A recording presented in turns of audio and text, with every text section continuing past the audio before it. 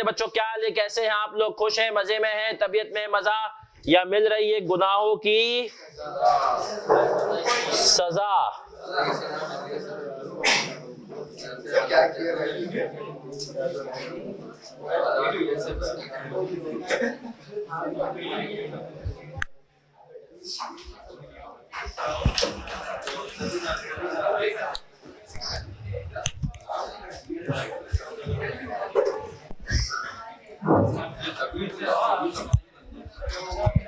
भाई अली मुर्तजा कौन है?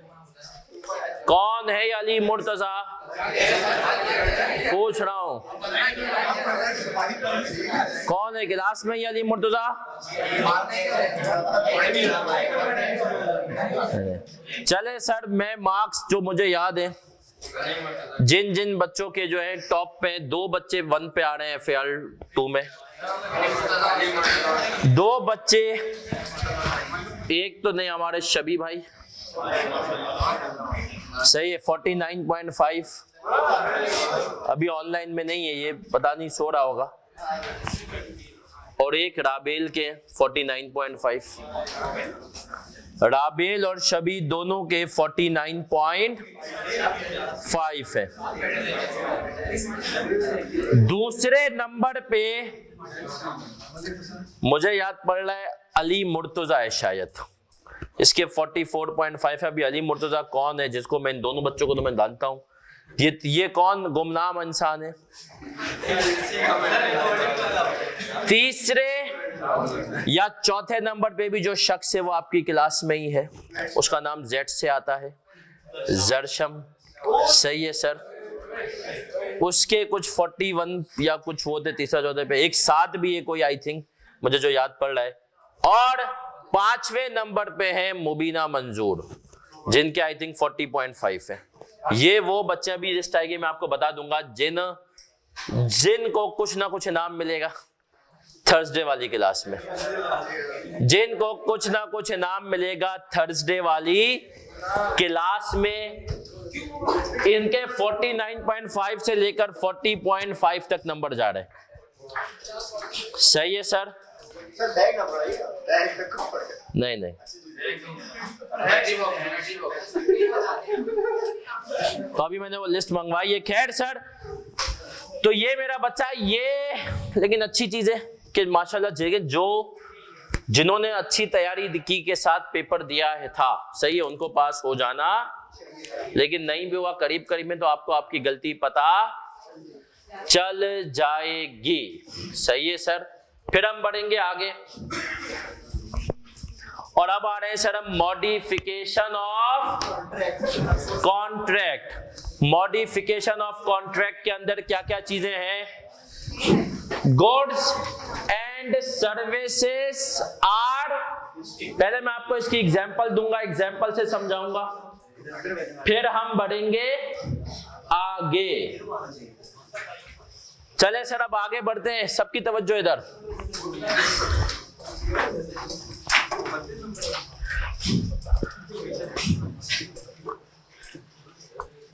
चले सर, अब हमने कहा मॉडिफिकेशन के 3 केसेस हैं। कितने केसेस हैं?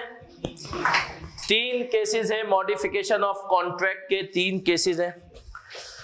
और हमने कहा सर मैं अब आपको तीनों समझाऊंगा एग्जाम्पल से, FAR 2 की एग्जाम्पल से। किसकी एग्जाम्पल से? FAR 2 की एग्जाम्पल से। भाई मैं आपको FAR 2 पढ़ा रहा हूं, आपने मुझे, सेशन चल रहा है, आपने मुझे कहा कि सर ये देखें ना कि बहुत हल्के सवाल पूछता है, आप एक काम ये करें कि आप हमें ACCA के सवाल करें। क्या करें? कि आप हमें ACCA के सवाल कराएं। देखें सर, आप ICAP के सवाल करा रहे हैं, सही है, लेकिन आप हमें अब करवाएं, इस ICAP को छोड़ें, वो हम खुद कर लेंगे, आप हमें कराएं। ACCA के सवालात, ICAP के सवालात होते हैं हल्के। तो अब सर मॉडिफिकेशन, आपका मेरा एग्जिस्टिंग कॉन्ट्रैक्ट किसका है? FAR 2 का है। आपको मुझे FAR 2 पढ़ाना है। अब आप मुझे कहा सर FAR 2 में आप पढ़ाएं हमें, आप ही FAR 2, लेकिन आप हमें हल्के सवालात जो है ICAP के ना करें, आप हमें ACCA के अच्छे सवालात कराएं। तो अब मैं पूछूंगा क्या मेरे गुड और सर्विसेज दे रहा हूं वो अलग अलग कुछ है नए कॉन्ट्रैक्ट में? हमने कॉन्ट्रैक्ट रिवाइज किया, मैंने कहा नहीं, पहले भी FAR 2 पढ़ा रहा था, अभी भी बस थोड़ी सी चेंजेस आ गई। मैं अब आईकेप के सवाल की जगह कौन सा सवाल करा रहा हूं, एसीसीए का। तो मैंने कहा ये वो मॉडिफिकेशन है जिसकी वजह से गुड्स एंड सर्विसेज डिस्टिंक्ट नहीं है, डिस्टिंक्ट नहीं है, मॉडिफिकेशन हो रही है। देखो एक होता है ओरिजिनल कॉन्ट्रैक्ट चल रहा है, मैं आपको FAR2 पढ़ा रहा हूं और मैंने आपको शुरू में बता दिया था मैं आपको क्लास में कराऊंगा आईकेप के सवाल। अब बीच में आप लोगों ने रिक्वेस्ट की नहीं सर ये मजा नहीं आ रहा आईकेप के सवाल में, आप एसीसीए के सवाल कराएं, तो अब मैं आपको आईकेप की जगह एसीसीए करवा रहा हूं, लेकिन पढ़ा मैं अभी भी आपको क्या हूं, FAR2। थोड़ा सा हमने चेंज कर दिया है ना सर। तो हमने कहा क्या यहां पर कुछ अलग हो रहा है, नहीं। मैंने कहा नहीं, मैं हो सकता है आपको ये कह दूं कि भाई देखो पहले तुमसे 18,000 फीस ले रहे थे आईकेप के सवाल के, एसीसीए के सवाल थोड़े खतरनाक है, मेहनत मेरी ज्यादा लगेगी, तुम 19,000 फीस दोगे, 1,000 रुपए और दोगे, पैसे हो सकते हैं मैं आपसे एक्स्ट्रा चार्ज करूं, लेकिन मैंने कहा गुड्स और सर्विस डिस्टिंक्ट। पहले भी मैं आपको FAR2 पढ़ा रहा था, अभी भी मैं आपको FAR2 ही पढ़ा रहा हूं। क्लियर है सर? अब आते हैं दूसरे केस में। अच्छा मुझे बताएं मैं FAR2 के अलावा आपको क्या लगता है क्या पढ़ा सकता हूं? कितने लोगों को लगता है कि कॉस्टिंग, कितने लोगों को लगता है कंपनी लो तो पढ़ा ही रहूं ना यार, तुम मेरी दुश्मनियां करवाओगे। चले सर अब मैं सपोज करें आपने कहा सर आप FAR2 पढ़ा रहे हैं लेकिन आप FAR2 के साथ साथ हमें कॉस्टिंग भी पढ़ा दें। आपने कहा सर आप FAR2 पढ़ा रहे हैं, आप हमें FAR2 के साथ साथ कॉस्टिंग भी पढ़ाएं। अब सुनिएगा, अब सुनिएगा, मैंने कहा यार मैं आपको FAR2 पढ़ा रहा था, FAR2 का बैच अभी चला है और आधे बैच में आपने कहा कि सर आप आगे कॉस्टिंग भी पढ़ाएं। अब आप हमने ना दो बातों को इससे जवाब देना है, सही है? पहली सवाल क्या गुड्स और सर्विस डिस्टिंक्ट है? मैंने कहा हाँ। अब FAR2 नहीं पढ़ा रहा, क्या पढ़ा रहा हूं? साथ में कॉस्टिंग। दूसरी बात क्या मैं कॉस्टिंग के चार्जेस तुम्हें मार्केट के करूंगा? मैंने कहा हाँ यार तुम लोग खुद मेरे पास चल के आए हो तो मैं तुम्हें मार्केट पे चार्ज करूंगा। अब मैं क्या करूंगा, मेरे लिए तुम्हारा FAR2 का बैच अलग है, कॉस्टिंग का बैच, क्योंकि पहला सवाल क्या गुड्स और सर्विस डिस्टिंक्ट है, FAR2 के बजाय कॉस्टिंग है? मैंने कहा हाँ है। दूसरा सवाल क्या मार्केट वैल्यू पे पढ़ा रही हो? मैंने कहा हाँ है। तो क्या कह रहा है, treat modification as separate contract, treat modification as separate contract. तो पहला सवाल अपने आप से क्या पूछना है, गुड और सर्विस डिस्टिंक्ट है। दूसरा सवाल हाँ दोनों का जवाब यस है तो मॉडिफिकेशन, और पहला सवाल का जवाब ही नो आ गया। मैंने कहा FAR2 ही पढ़ा रहा हूं, आईकेप की जगह एसीसीए कराऊंगा, तो फिर आपने क्या करना है। अब आते हैं दूसरा, FAR2 पढ़ा रहा हूं और अब मैंने कहा मैं खुद आपके पास आ गया, मैंने कहा बेटा मैं आप लोगों को कॉस्टिंग भी पढ़ाऊंगा। अब क्योंकि मैं खुद आपके पास आया तो मैंने कहा कि यार अब मैं आपसे मार्केट वैल्यू चार्ज, तो मैं गुड्स और सर्विस आपको कॉस्टिंग पढ़ा रहा हूं, लेकिन मैंने कहा मैं आपको पढ़ाऊंगा 6,000 रुपए में, तो क्या मैं मार्केट वैल्यू चार्ज कर रहा हूं? नहीं, no. Terminate original contract and recognise new contract, recognise new contract. हमने कहा सब मैं नया कॉन्ट्रैक्ट रिकॉग्नाइज करूंगा तो इसका मतलब यह है उसमें FAR2 और कॉस्टिंग का एक साथ हम रेवेन्यू रिकॉग्नाइज करेंगे। तो अभी तक मैंने आपको कितनी एग्जाम्पल दी? 3।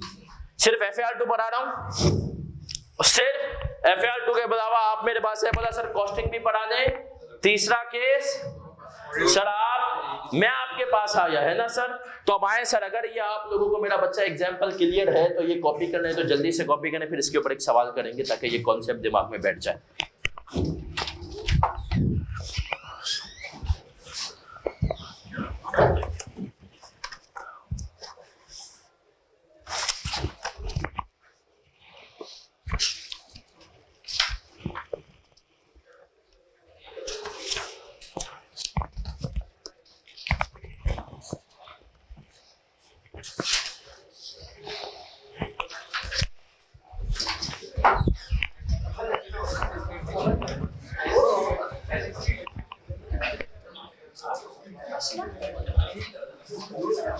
चले मेरा बच्चा आप सबकी तवज्जो इधर। अब हम बढ़ रहे हैं सर आगे।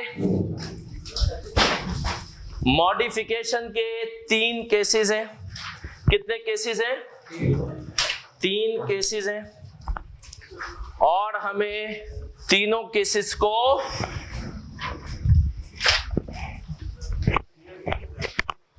तीनों केसेस को डिस्कस करना है। क्या कह रहा है? हाँ, तीसरा केस हो गया ना चंदा। पहला केस इन दोनों के साथ, दूसरा केस और ये तीसरा केस। कितने केसेस हो गए? 3 केसेस।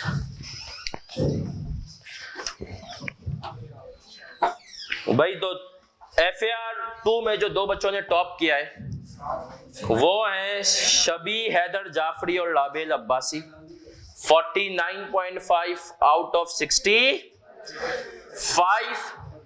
अली मुर्तजा 44। कौन है अली मुर्तजा? अभी तक क्लास में नहीं आया। कौन है भाई अली मुर्तजा? कोई भी नहीं है। फिर हमने कहा ये ऑनलाइन वाला कोई बच्चा होगा। फिर हमने कहा जरशम नवाज 41.5। फिर मोहम्मद साद शाहिद, ये कौन है सर? 41। फिर मुबीना मंजूर 40.5। मुबीना मंजूर के कितने? 40.5। इसके बाद तहा बेचारा, ये टॉप 6, मतलब टॉप 5 वैसे होता है लेकिन टॉप 6, तहा 0.5 नंबर से रह गया, 1 नंबर से। 39.5 तहा अमजद के है। 39.5 तहा अमजद के हैं। अच्छा बस, इसके बाद 33.5 जैनुल आबिदीन के हैं।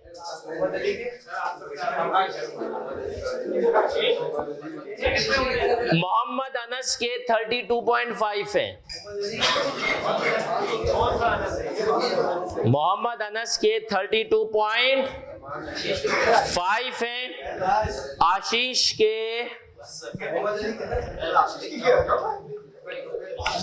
के 30.5 है। बस सर, बाकी मैं आप लोगों को बताऊंगा किसके कितने हैं।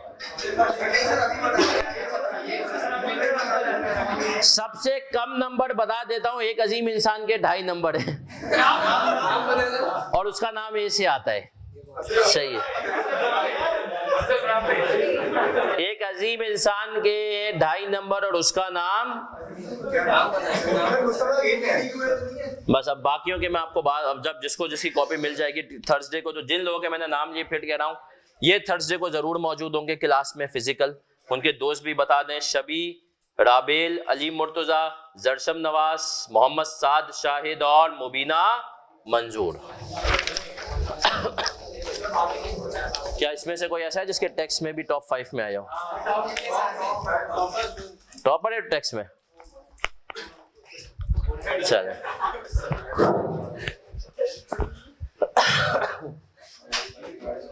चले सर, क्या आप यहां तक क्लियर है मेरा बच्चा? अब सबकी तवज्जो इधर, सबकी तवज्जो इधर। मैं आपको बेसिक सी एग्जांपल से ये तीनों केसेस समझाऊंगा, फिर हम इसकी एग्जांपल करेंगे, ताकि क्योंकि मुझे ऐसा लग रहा है, मेरी सिक्स सेंस कह रही है इस स्टेज पे ये दरिंदा मॉडिफिकेशन पे घुसेगा अगर बड़ा सवाल पूछेगा। वैसे इस अटेम्प्ट में 8 नंबर तक का सवाल है।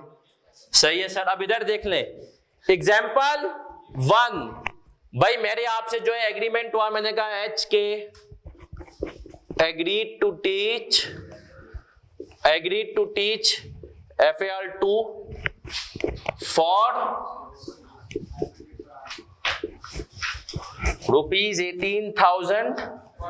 सही है, पर स्टूडेंट। अब सुनिएगा, फिर हमने कहा अब सबकी तवज्जो इधर, स्टूडेंट्स रिक्वेस्टेड। पहला केस ए बना रहा हूं, स्टूडेंट्स रिक्वेस्टेड के साथ साथ कॉपी कर रहे हैं आपने।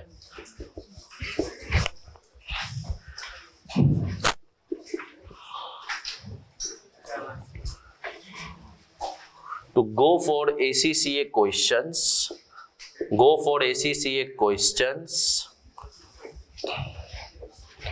rather than ICAP.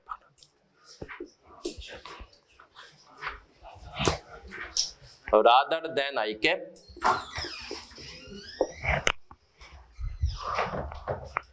HK increases fee by ₹1,000। Total topics 14, topics done to date 5। चले सर, अब ये पहला केस है, पढ़ना है आप लोगों ने।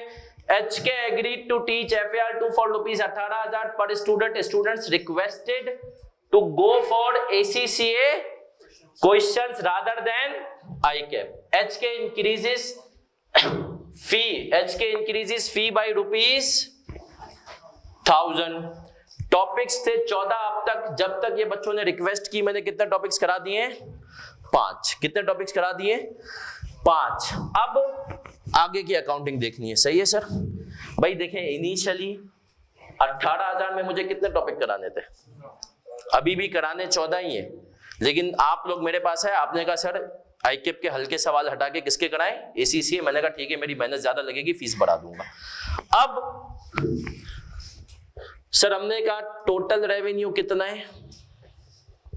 पुराने के हिसाब से अगर मैं देखूं 18,000, रेवेन्यू टू डेट कितना रिकॉग्नाइज हुआ है? अब इधर देखना सर, टोटल अब मैंने कहा रिवाइज करूंगा तो 18 + 1 19,000 हो जाएगा। 18 + 1 कितना हो गया? 19,000। स्टैंडर्ड ने कहा अब तक तुमने कितना रेवेन्यू रिकॉग्नाइज किया? मैंने कहा 18,000 डिवाइडेड बाई 14 मल्टीप्लाई बाई, भाई मैंने 18,000 की फीस चार्ज की थी आपसे, कहा था 14 टॉपिक पढ़ाऊंगा, 5 पढ़ा चुका हूं, तब तक कितना रेवेन्यू हो गया मेरा? 6429, ऐसा ही है। Total revenue 19,000, revenue to date कितना हो गया? 64। तो रेवेन्यू फ्यूचर में कितना होगा? 12,571, सही है। अब स्टैंडर्ड क्या कह रहा है? सुनना, इसको कहते हैं amend original contract, cumulative catch up approach भी कहते हैं। मॉडिफिकेशन ऑफ कॉन्ट्रैक्ट है क्या? गुड्स और सर्विस डिस्टिंक्ट है? हमने कहा नहीं है, पहले भी FAR2 पढ़ा रहे थे, अभी भी FAR2, बस FAR2 का कंटेंट क्या हो गया? थोड़ा सा चेंज। तो स्टैंडर्ड ने कहा जो अब तक हो चुका वो हो चुका, अब आपने आगे कितने का रेवेन्यू रिकॉग्नाइज करना है? तो हमने कहा 1257 को अब मैं कितने से डिवाइड करूंगा? रिमेनिंग टॉपिक्स 14 - 5 कितने हो गए? 9। तो अब मुझे बता दें पर टॉपिक का रेवेन्यू कितना आ गया?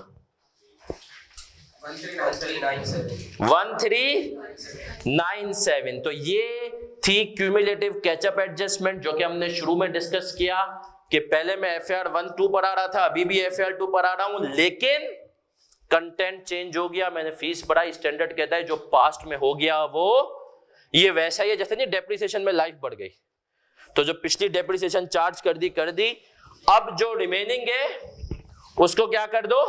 आगे चार्ज कर दो। सर ये 6429 कैसे आया? ये 6429 ऐसे आया। अब देखो एक टॉपिक का रेवेन्यू कितना हो गया? 13। पहले कितना आ रहा था? 18,000 को अगर डिवाइड बाई 14 करो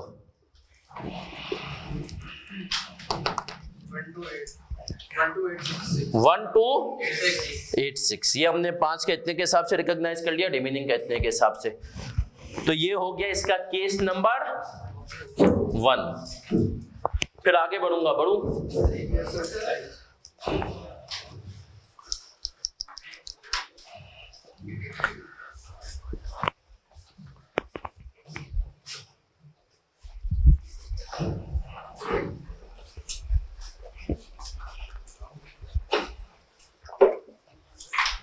ये मॉडिफिकेशन का केस 1 है। कितने केसेस हैं इसके? इस अटेम्प्ट में वैसे मुश्किल है ये पूछे, आने वाली अटेम्प्ट्स में जरूर पूछेगा, क्योंकि आप समझे अफेक्टिवली अब तक ये वो एक एरिया है जो कि ये वो एक एग्जांपल है जो कि अनटेस्टेड है, तो ये इसमें घुसेगा।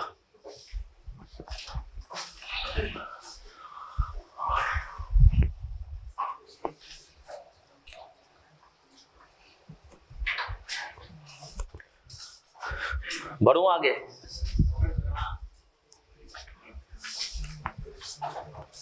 सर अभी तक मैं FAR2 ही पढ़ा रहा हूं, ये तो हमारा सेम है। अब हर केस में केस बी क्या हो जाएगा? चेंज।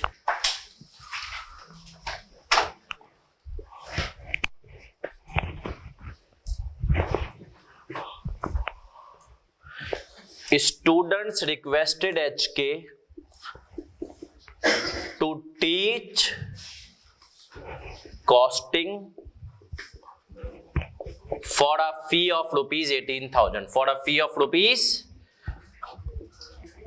18,000 स्टूडेंट्स ने रिक्वेस्ट की HK को, क्या आप कॉस्टिंग पढ़ा दे, कितने की फीस पे?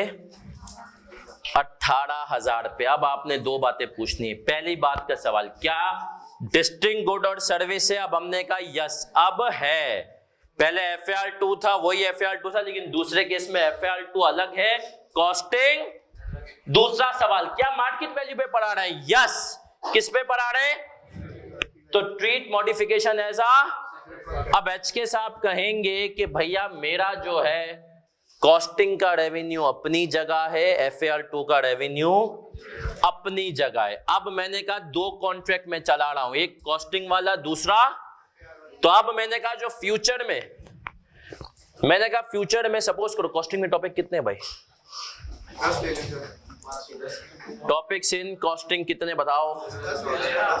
कॉस्टिंग 13 ले लेता हूं। चले सर, अब मैं क्या करूंगा? FAR2 का पर टॉपिक रेवेन्यू कितना है? FAR2 अब अलग है, कितना है? 18,000 डिवाइडेड बाई 14, 1286। और मैंने कहा कॉस्टिंग का पर टॉपिक रेवेन्यू कितना है? 1385। हमने कहा कॉस्टिंग का कितना है सर? 18,000 divided by.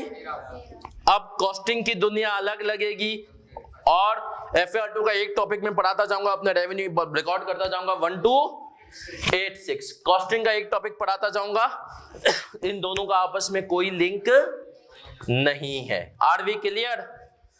कि सर पहला सवाल जो हमने केस 1 किया मना हो गया, दूसरा सवाल केस B जो हमने किया डिस्टिंक्ट है, हाँ कॉस्टिंग है, मार्केट वैल्यू पे हाँ है, तो क्या करना है?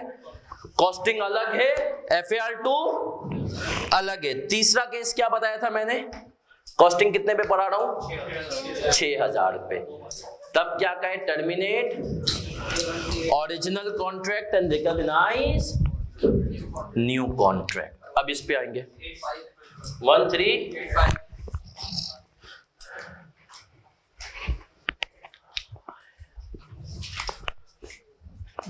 तो सर आसान है क्या?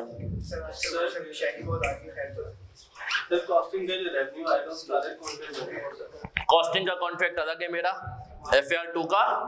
ये मेरे हिसाब से अकाउंटिंग में कैसे करूंगा? सही है।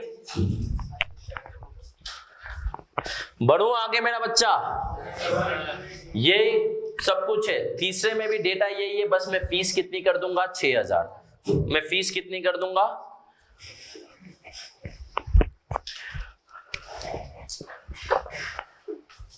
Students requested HK to teach costing for a fee of rupees अब 6,000। अब मैंने कहा ठीक है, बच्चे आए, बच्चों ने सर पढ़ा दे। मैंने कहा ठीक है भाई 6,000 में पढ़ाते हैं।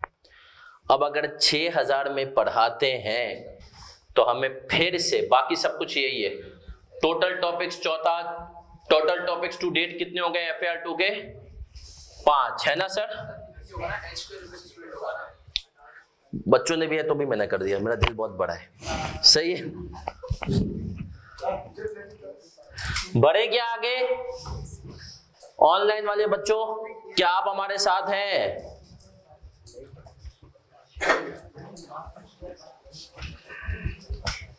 तो लिख दे CC। चले जी, अब मैं आगे बढ़ रहा हूं। तीसरा केस है, students requested HK to teach costing for fee of rupees 6,000। Total topics 14 ही थे। टॉपिक्स डन टू डेट कितने थे? 5। और टॉपिक्स इन कॉस्टिंग कितने थे? 13। सही है। अब इधर देख लेना नौजवानों, ये मिटाऊं। अब देखें सर, अब कहानी थोड़ी सी अलग करनी है हमें। अब हमने कहा क्या, अपने हफ्ते बाद देखो तुम्हारे पास ये जो चार्ट है ना, ये तुम्हारे दिमाग में फिट हो। गुड्स एंड सर्विस डिस्टिंक्ट है, हाँ है। कॉस्टिंग पढ़ा रहे, मार्केट वैल्यू पे पढ़ा रहे, no. Terminate original contract and recognise, ओरिजिनल को टर्मिनेट करना है और नए को रिकॉग्नाइज करना है, ऐसा ही है। अब सुनना, इसने कहा जो पुराने का रेवेन्यू हो गया ना वो हो गया, सही है। अब मैं कहता हूं निकालूंगा FAR2 रेवेन्यू, इधर देख लेना सब। टोटल कितना है, टोटल कितना है 18,000, सही है। और मुझे बताओ रिकॉग्नाइज कितना हो गया है अब तक, रिकॉग्नाइज्ड हमने कहा 6429, जो हमने केस ए में किया ना कि 18,000 डिवाइड, तो रिमेनिंग कितना था 12, अब सुनना 12571, ऐसा ही है। रिमेनिंग रेवेन्यू है ये, और मैं अगर यहाँ पे अपनी आसानी के लिए लिख दूं रिमेनिंग टॉपिक्स कितने, नहीं नहीं नहीं, अच्छा 11, हाँ ये 11571 है ना सर, क्योंकि हमने कहा पहले में हमने 19 कर दिया था। रिमेनिंग टॉपिक्स कितने, 9, 14 पढ़ाने थे, 5 मैंने पढ़ा दिए, कितने 9, ऐसा ही है। अब आते हैं सर, मैं यहाँ पे कॉस्टिंग रेवेन्यू भी ऐड कर लूं। कॉस्टिंग रेवेन्यू, सर कॉस्टिंग का रेवेन्यू कितना है, मैंने कहा कॉस्टिंग का रेवेन्यू है 6000, रिकॉग्नाइज कितना हुआ है 0, 6000, ऐसा ही है। तो टोटल टॉपिक्स कितने, अब मैंने कहा पुराना कॉन्ट्रैक्ट जो 6429 का तुमने रेवेन्यू रिकॉग्नाइज कर लिया वो खत्म, वो कॉन्ट्रैक्ट जो था वहीं तक था। अब आगे बढ़ेंगे, इन दोनों का टोटल कितना है 17571, और टॉपिक्स कितने, तो अब जो फ्यूचर का पर टॉपिक रेवेन्यू होगा वो कितना होगा, पर टॉपिक रेवेन्यू कितना होगा, हमने कहा 17571 7, तो हमने कहा सर ये बेसिकली पर टॉपिक रेवेन्यू आ गया फ्यूचर में। अब एक टॉपिक चाहे कॉस्टिंग का हो चाहे, तो मैं रेवेन्यू कितना रिकॉग्नाइज करूंगा, तो ये हो गया तीसरा केस। तो क्या हम क्लियर है मॉडिफिकेशन में, और सर मैं आपको बता दूं वो FAR1 में उसने नहीं पूछा क्योंकि पूछ नहीं सकता था।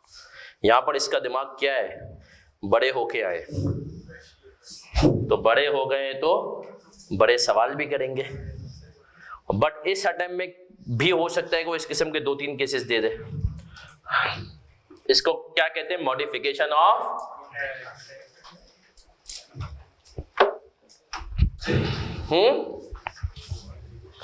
ब्रेक, हाँ ले रहे, नमाज ब्रेक ले रहे।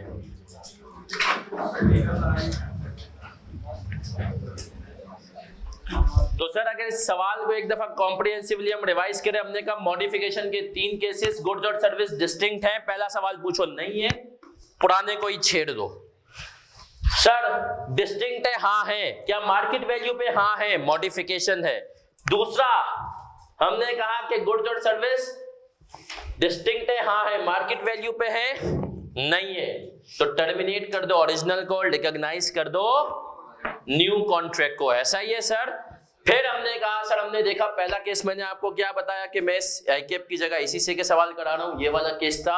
हमने क्या कर दिया, रेवेन्यू 18 से 19 किया, जो रिमेनिंग थे उनके ऊपर एलोकेट। दूसरा केस कॉस्टिंग भी पढ़ा रहा हूं, FAR2 भी, और कॉस्टिंग मार्केट रेट पे पढ़ा रहा हूं। तो मैंने क्या कहा उसमें कि सर मैंने जो है FAR2 का रेवेन्यू अलग रिकॉग्नाइज किया, कॉस्टिंग का अलग किया। तीसरा केस FAR2 पढ़ा रहा हूं लेकिन कॉस्टिंग मार्केट वैल्यू पे नहीं पढ़ा रहा, तो स्टैंडर्ड ने कहा पुराने को खत्म करो, पहले वाले का जो रेवेन्यू बचा हुआ था और दूसरे वाले का रेवेन्यू प्लस करो, टोटल नंबर ऑफ यूनिट्स पे डिवाइड करो, और तुम्हारे पास आ जाएगा पर टॉपिक रेवेन्यू। क्या हम क्लियर है?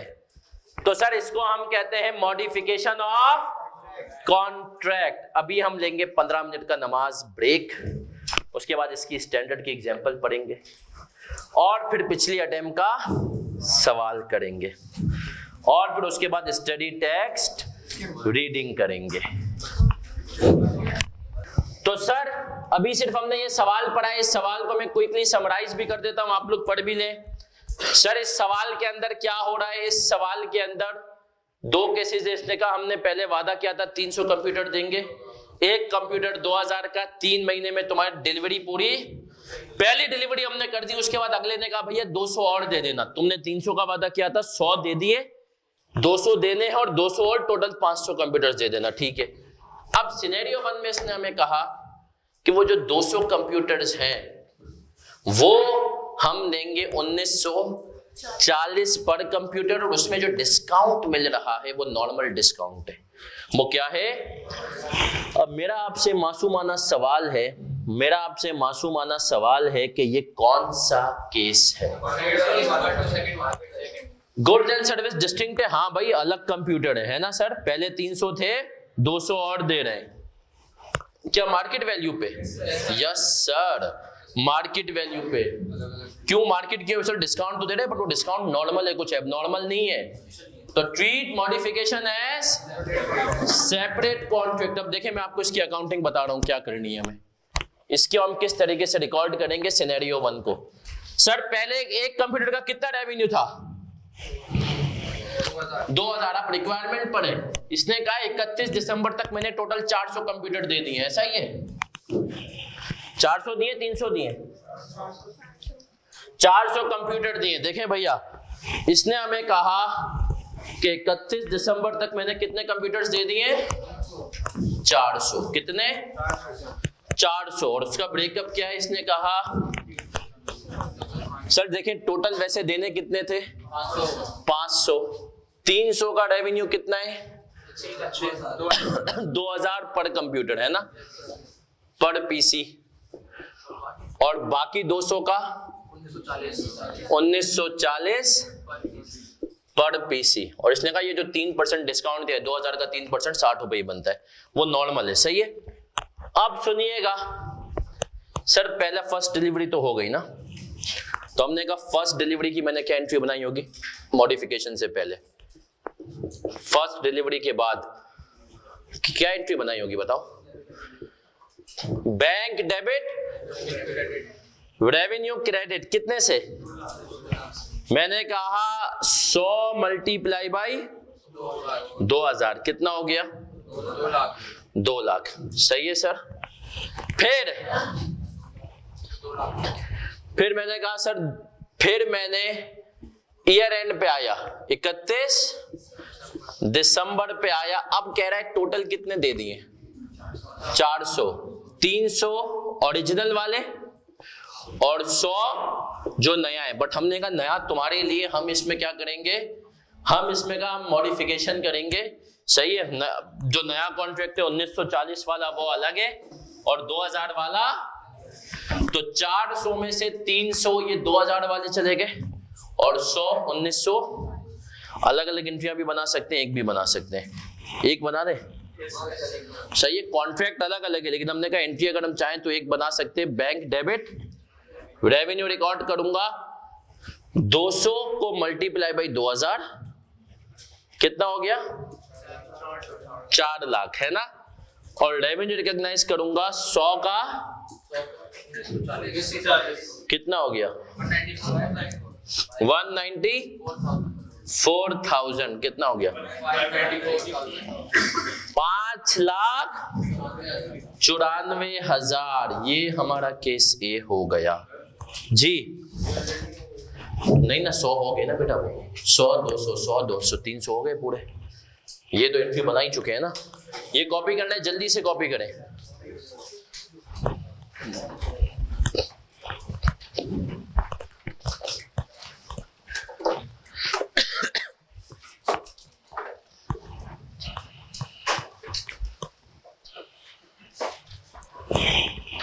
सर ये फिट होना चाहिए आपके दिमाग में,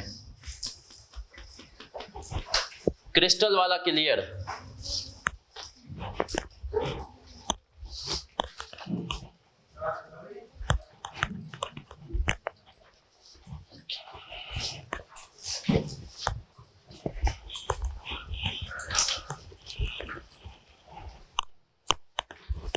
ये मिटा दूं, केस 2 भी बिल्कुल सेम ही है ना।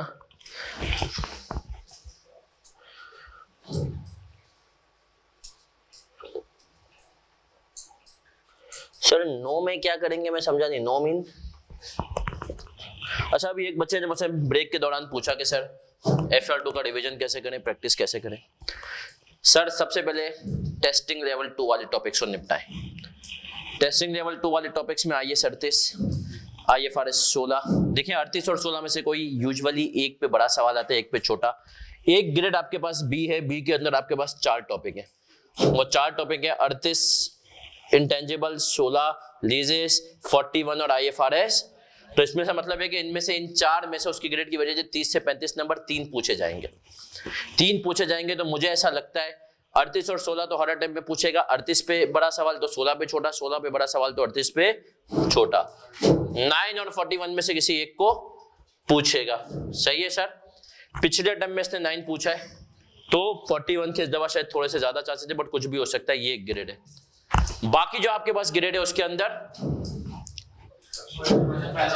कंसोलिडेशन फाइनल अकाउंट से उसके 30-35 नंबर अलग है। फिर आपके पास 40 से 50 नंबर की एक ग्रेड है जिसके अंदर IS 2। तो मेरी एडवाइस है 16 IFRS 16 38 पहले करेंगे, उसके बाद आप आएंगे कंसोलिडेशन पे, कंसोलिडेशन करेंगे। उसके अलावा 1037 है, IS 12 है। सही है सर। ये हमने कहा कि बड़े टॉपिक्स है। सही है। फाइनल अकाउंट साथ साथ करना है। अच्छा एक और एडवाइस है, एक और एडवाइस ये कोशिश ये करनी है, मेरा बच्चा मैं पहले भी कह चुका हूं, जुमेरात को मैं कंसोलिडेशन रिवाइज कराऊंगा तो कम से कम सबने जुमेरात को कंसोलिडेशन का क्लास वर्क घुमा के आना है। कंसोलिडेशन का क्लास वर्क घुमा करके आना है जुमेरात को, ठीक है सर। क्योंकि अगर जुमेरात को आपने कंसोलिडेशन का क्लास वर्क घुमा लिया तो मेरे लिए इंशाल्लाह बड़ा आसान होगा आपको रिवाइज करवाना। नो का मतलब है कि जब रिक्वायरमेंट मीट नहीं होगी किसी भी सवाल का जवाब नो होगा। चले सर अब आगे बढ़ेंगे। तो छोटे टॉपिक्स पे आप बेशक बाद में आए, अभी आपका टारगेट क्या। और जैसे मैंने शुरू में कहा सर थ्योरी की याद करने वाली चीज देखो, मैं कितने बच्चे टैक्स की क्लास ले रहे हैं। मैं सर मुनीर से कैटेगरिकली कुछ चीजों में बहुत ज्यादा इख्तिलाफ करता हूँ। सही है। मुझे लगता है सर मुनीर आज तो बहुत ज्यादा पढ़ने वाले बच्चे थे और आप ऐसे नहीं है, ना मैं ऐसा था। सही है। वो दिन रात किताबों में होते थे। सही है, अच्छी बात है, माशाल्लाह होना भी चाहिए। लेकिन ये बातें कुछ बच्चों पे होती हैं, प्रैक्टिकल नहीं है। सही है। मतलब मुझे लगता है सर मुनीर ने जितना पढ़ा है ना उतना मैंने शायद उसका 20% पढ़ा है। सही है। तो पॉइंट क्या है सर? पॉइंट ये मैं हमेशा कहता हूँ थ्योरी को रखो 15 दिन के लिए। अभी से रोज की रोज थ्योरी याद करोगे ना, मैं इससे इख्तिलाफ रखता हूँ, आप भूलोगे फिर डिवीजन की टेंशन। भाई पहले आपने क्या करना है, प्रैक्टिकल। पहले आपने प्रैक्टिकल को साइड करना है और टारगेट बनाओ 14 तारीख 15 तारीख, और थ्योरी के केस स्टडीज साइड में रखने। देखो थ्योरी याद नहीं करनी, लेकिन उसके केस स्टडीज आपको पता हो। जो बच्चे ऑडिट पढ़े ऑडिट के केस स्टडीज, टैक्स के तो खैर केस स्टडीज भी बड़े हलवे होते हैं, बट जो टैक्स है वो टैक्स के केस स्टडीज। लेकिन आपने केस स्टडीज घुमा करके रख लेने, देख लेने। लेकिन मेरी एडवाइस होती है थ्योरी के लिए जाओ एंड में, क्योंकि सर एंड में आप याद करोगे तो वो डिवीजन वाला वो प्रेशर नहीं होगा। वरना अगर अभी से तुमने पहले थ्योरी को याद किया ना तो ये थ्योरी तुम्हें प्रैक्टिकल की भी सही से तैयारी नहीं करने देगी। तो मैं यही करता था और बड़ा सक्सेसफुल रहा अल्हम्दुलिल्लाह कि मैं थ्योरी को देता था आखिरी के 10-15 दिन के, उसमें जो नहीं याद करने वाली क्रैमिंग वाली थ्योरी होती है। और खुदारा थ्योरी में वो थ्योरी पहचानो जो तुमने कहा है बड़ी मनहूस, लेकिन कम नंबर की आएगी। मतलब आएगी भी लेकिन सही है। अब जैसे टैक्स के अंदर रिटर्न असेसमेंट अपील्स, ऑडिट के अंदर आईटी वाला एरिया, ये मेरा मानना ये कि यार ये वो थ्योरीज है ना, इनको आप याद करने में टाइम ज्यादा पीती हैं और पेपर में आती हैं 8-10 नंबर की। मेरे में इतना जिगरा था, मैं इन चीजों को इतना करके जाता था कि यार इसमें से 10 में से 4-5 नंबर उठा लूंगा। सही है। मतलब बिल्कुल अच्छे से याद नहीं करता था। मैं कहता था भाई बाकी चीजों को पक्का करो, ये वो बॉलर है जिसके ओवर को सिर्फ निकालना है, राशिद खान है ये। सही है। जिसके ओवर को निकालना है, आप उसको हिटिंग नहीं कर सकते अंटिल अनलेस आप शोएब मलिक हो। सही है। तो आप मार सकते हैं, नहीं तो आपको क्या करना है, स्लो करके मतलब, लेकिन बाकी जगहों पे खेलो यार। तो ये स्मार्ट स्टडी होती है सर। याद रखें सीए कोई रॉकेट साइंस नहीं। आज भी मैं हल्फियन कह सकता हूँ कि अगर एनईडी वगैरह में पेपर उनका टीचर के अलावा कोई और लेना शुरू कर देना यूनिवर्सिटीज के अंदर, ठीक है, यूनिवर्सिटी नहीं, इंजीनियरिंग वगैरह में, तो शायद वो हमसे ज्यादा मुश्किल पढ़ाई है, क्योंकि वहां पर शायद आपको इंटरेस्ट डेवलप करना बहुत मुश्किल होता है नॉर्मल आदमी को भी। लेकिन सर सीए इतना मुश्किल नहीं है जितना हमने, कोर्स कंटेंट ज्यादा है लेकिन स्मार्ट स्टडी से यू कैन कवर कोर्स। तुम्हें पता हो पेपर में से वो 60 या 70 नंबर के टॉपिक कौन से हैं जो कि लाजमी आएंगे, उन पे फोकस हो, और बाकी जो टॉपिक हैं उनको इतना करना है कि मार्क्स वहां से भी निकालेंगे। सर हमारा बच्चा फेल इसीलिए होता है क्योंकि वो इस चक्कर में होता है 100 में से 100 चाहिए। सही है सर, आपने मुनासिब हाथ हल्का रखें। ये मैं बता दूं, ये पैनिक अटैक्स होते हैं, ये होते हैं कि क्या होगा, कैसे होगा, किस तरीके से होगा।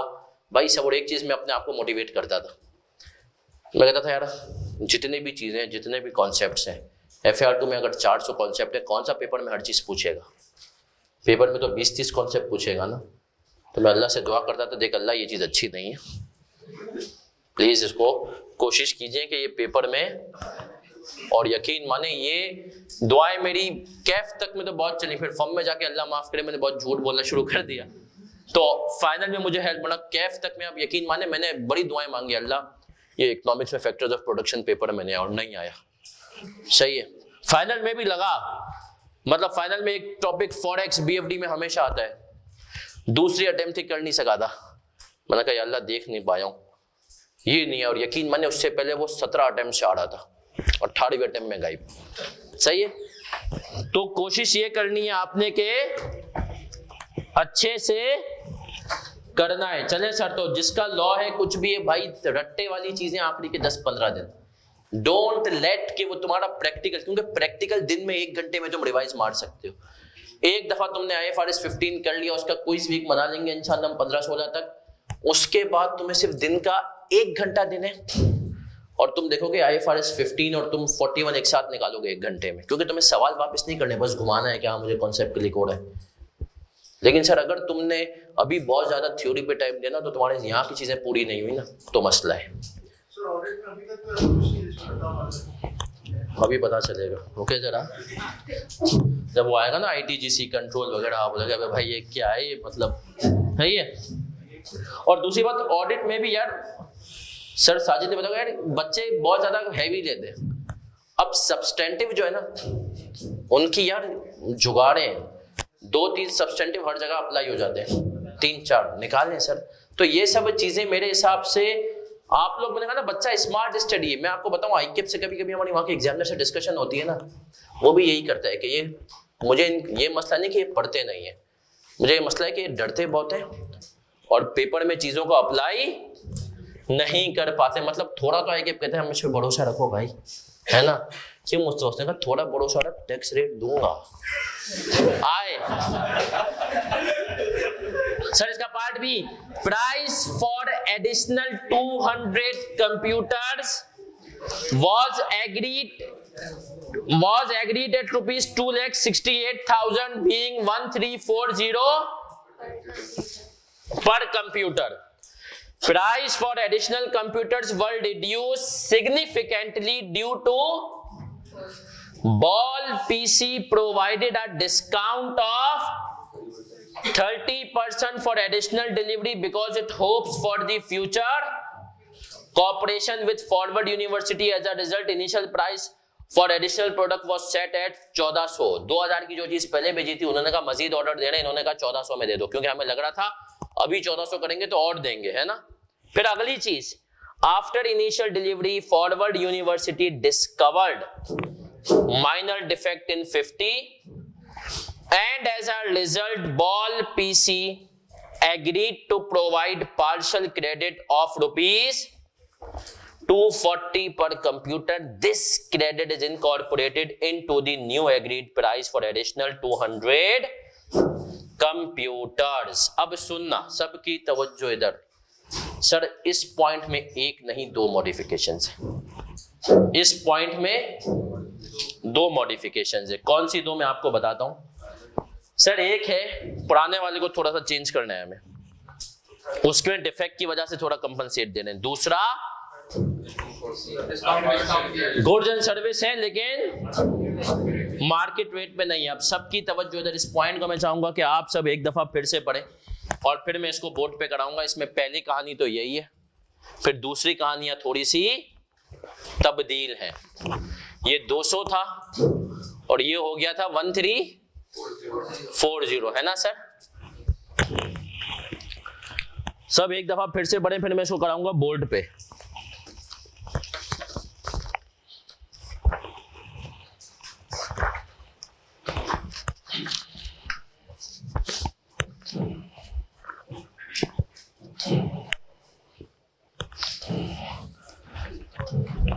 सर देखिए, फर्स्ट डिलीवरी तो हो गई, ऐसा ही है। और अभी भी पहला केस यही है कि ईयर एंड तक कितनी डिलीवरीज हुई थी? 400। ये कह रहा है हमसे, चिल्ला चिल्ला के कह रहा है कि भैया इसके अंदर हुआ ये, इसने कहा इसके अंदर हुआ ये, कि ये जो क्रेडिट है ये हमने इनकॉर्पोरेट कर दिया है कितने में? 200 में, और इसमें 50 कंप्यूटर्स का जो डिफेक्ट था, है ना? और एक कंप्यूटर पे हमने कितना दिया? 240 पर। अब सबकी तवज्जो इधर। सर इसका मतलब ये है कि जो पहली डिलीवरी गई ना 100 की, क्या होगी? 100 की, उसका जो रेवेन्यू आपने कितने से रिकॉर्ड किया? सामने वाली पार्टी ने कहा भाई 100 में से 50 तो खराब है, 50 क्या है? हमने कहा अच्छा एक काम ये करते हैं, 50 जो खराब है ना उनको हम जो है कंपनसेट कर देते हैं नए कंप्यूटर्स की प्राइस में।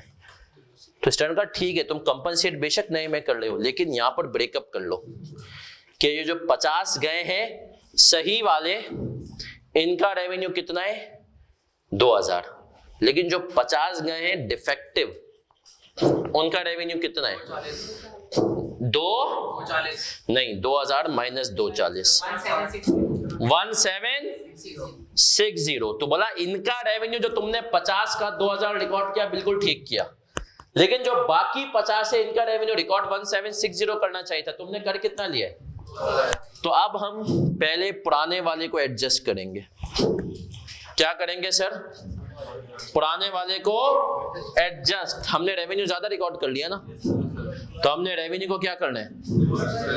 रिवर्स करना है। हमने कहा रेवेन्यू को मैं करूंगा डेबिट, पेबल, क्रेडिट। अब इस पेबल को कैसे सेट करूंगा? मैंने कहा भैया मैंने ज्यादा रेवेन्यू रिकॉर्ड कर लिया, इसको अब मुझे एडजस्ट करना है। 50 इंटू 200 कितना हुआ? 12000। कितना हुआ? 12000। यहां तक आपने कहा करने के बाद पुराना वाला कॉन्ट्रैक्ट खत्म, पुराना वाला कॉन्ट्रैक्ट खत्म, क्योंकि आपने कहा अमेंड ओरिजिनल कॉन्ट्रैक्ट खत्म हो गया। अब आपने कहा आऊंगा, गुड्स और सर्विसेज दे रहा हूं, क्या मार्केट वैल्यू पे दे रहा हूं? तो no, terminate original contract and recognise new contract. अब सबकी तवज्जो इधर, सबकी तवज्जो इधर। यहां पर मैं कुछ वर्किंग कर रहा हूं। Sir remaining revenue of original contract कितना था? 300 में से 100 दे चुका हूं, कितने देने? और प्राइस कितनी हुई है? 2000। ऐसा ही है। कितना हुआ? 4 लाख। कितना हुआ? 4 लाख। मानते हो? और मैंने कहा revenue of new contract, new contract का कितना है? कितने कंप्यूटर देने हैं?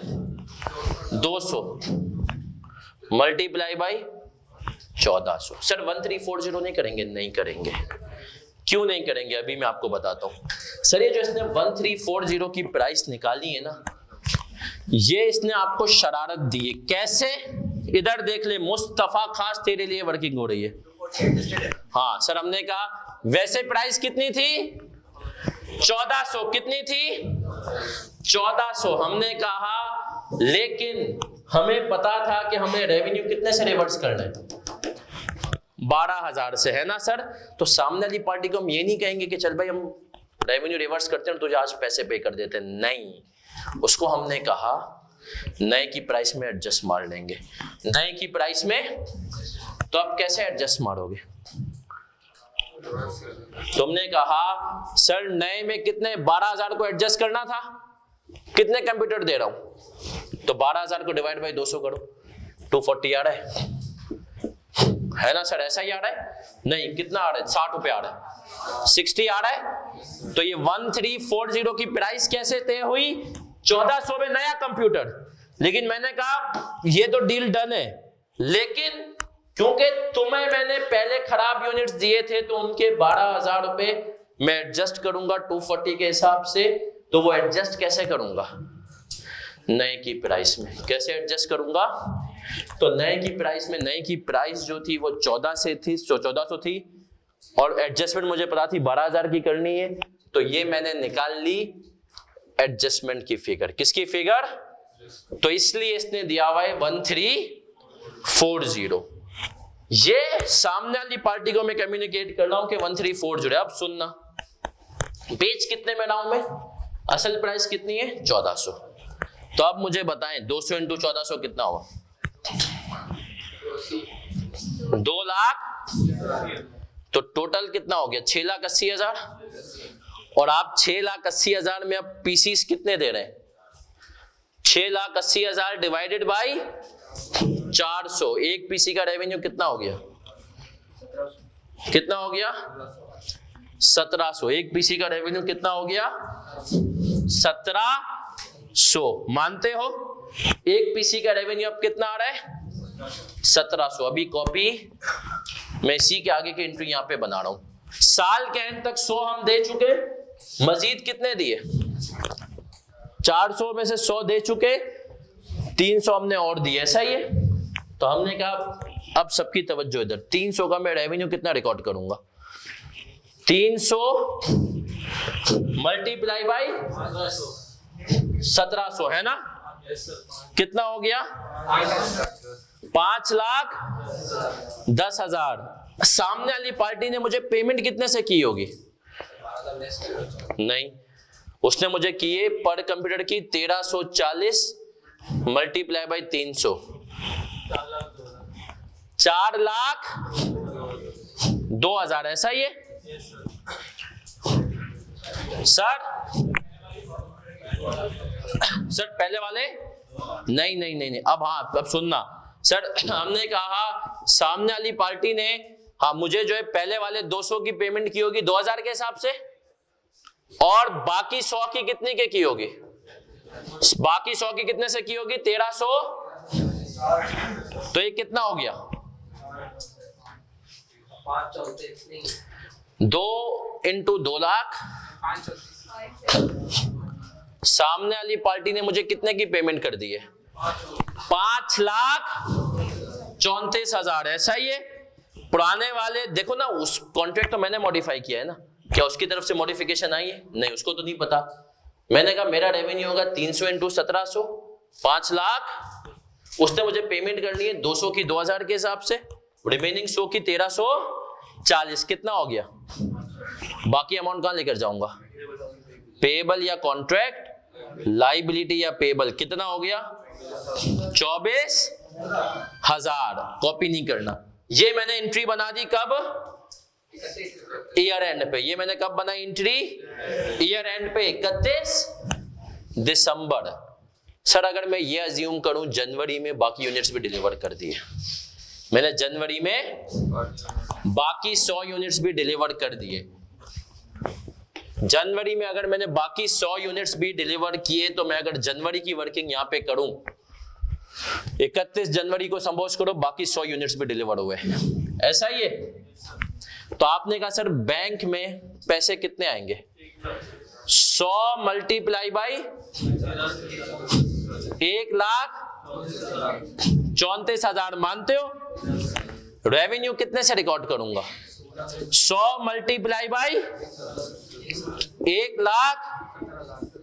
बाकी अमाउंट पेबल। पेबल कैसे आया? 24 का ये और 12,000 का ये वाला, पहले वाला 12 का ये पेबल आ गया, और हमने कहा 24 का। तो मेरे पास टोटल पेबल बना हुआ था कितने का? तो क्या मैं क्लियर हूं सर? फिर रिपीट कर रहा हूं सर, केस 2 इसके अंदर 2 मॉडिफिकेशन थी। एक तो पुराना कॉन्ट्रैक्ट था, हमने उसको देखो कुछ भी कोट किया हो, हमने कहा हम अपने हिसाब से अकाउंटिंग ऐसे करेंगे कि पहले पुराने को एडजस्ट मारेंगे। पहले पुराने को हमने क्या कर दिया, एडजस्ट किया। हमने कहा तुम्हारे 50 यूनिट 2000 के हिसाब से गए, बाकी 50 1760 के हिसाब से होने चाहिए थे, तुमने कर दिए 2000 से। तो जो ये 240 का डिफरेंस था, इससे रेवेन्यू कम करो, पेबल क्रेडिट करो। ठीक है सर। फिर हमने कहा अब पुराना कॉन्ट्रैक्ट खत्म, नए ने जन्म लिया। पुराना कॉन्ट्रैक्ट जो खत्म हुआ उसके 200 इंटू 2000 हमें मिलने 4 लाख, नए के 200 1400 के हिसाब से रेवेन्यू बनना है कितना, 280, कितना हो गया 6 लाख। हमने कहा एक का रेवेन्यू कितना है 1700। एक का रेवेन्यू सर अगर है 1700, अगर एक का रेवेन्यू कितना है 1700, फिर हम आगे की अकाउंटिंग कैसे कर रहे हैं, हमने कहा सर 31 दिसंबर तक आए, 300 हमने डिलीवर कर दिए। कितने डिलीवर कर दिए, 300 इंटू 1700 5 10। बैंक में आए होंगे, सामने वाले ने 200 पुराने के 2000 के हिसाब से पेमेंट की, 100 की 1340, 530। रिमेनिंग अमाउंट जो ज्यादा आया उसको हमने पेबल में खड़ा कर दिया। फिर आए, ये केस एग्जांपल में नहीं, मैंने आगे बढ़ाया, मैंने कहा बाकी 31 जनवरी को भी तुमने कर दिए। तो रेवेन्यू तो 1700 के हिसाब से कितना हुआ, बैंक में कितने हैं, तो बाकी फिगर कहां से आ गई, जो तुमने पेबल खड़ा किया हुआ था 24 और 12, वो तुमने क्या कर दिया, खत्म। ये कॉपी कर लो सर। इससे ज्यादा वर्ष सवाल अब आपको, लेकिन मैं क्यों करवा रहा हूं सर, क्योंकि FAR 2 का लेवल है, कोई भरोसा।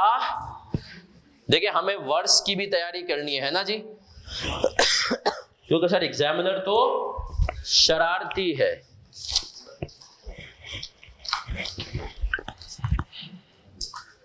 जी बेटा, हाँ वो पेज 1340 में मुड़, उसके अंदर 60 रुपए, तो ये एडजस्टमेंट मैंने बताई ना, इसकी वाली है। हमने जो रेवेन्यू कम किया पेबल, तो हमें इसको पे नहीं करना है, ये बेसिकली 60 रुपए ये वाले जो वो एडजस्ट करेगा। सर अब ये जो है ना, आपके पास एक हैंड आउट आ रहा है, इसको आप लोगों ने सॉल्व करना शुरू करना है। जब आप एक दफा ये कॉपी कर लें तो इसके अंदर पिछली अटेम्प्ट का क्वेश्चन है। अब आप अपने आप को असेस कर सकते हैं कि आप कितने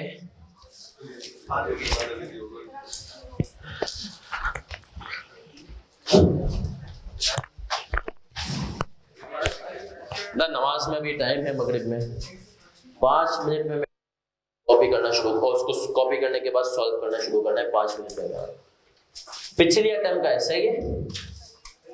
हाँ भाई, डन एंड डस्टेड। जिस हिसाब से आप लोग डिस्कशन कर रहे हैं माशाल्लाह, उसको देख के तो ऐसा ही लग रहा है कि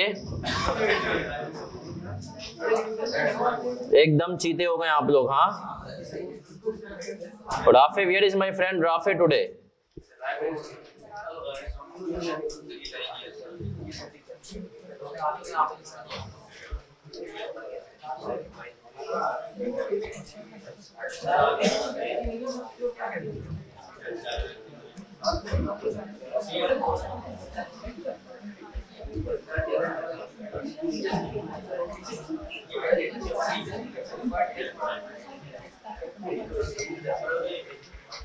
कितने लोगों को लगता है कि पेपर में उनको ये सवाल बड़े आराम से हुआ था उनसे? ये हाय अल्लाह।